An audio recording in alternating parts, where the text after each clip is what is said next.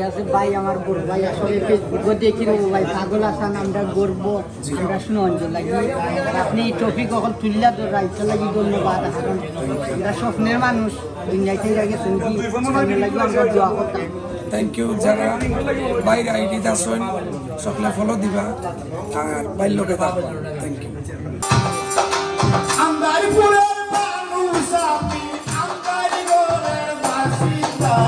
Oh Allah, oh Allah.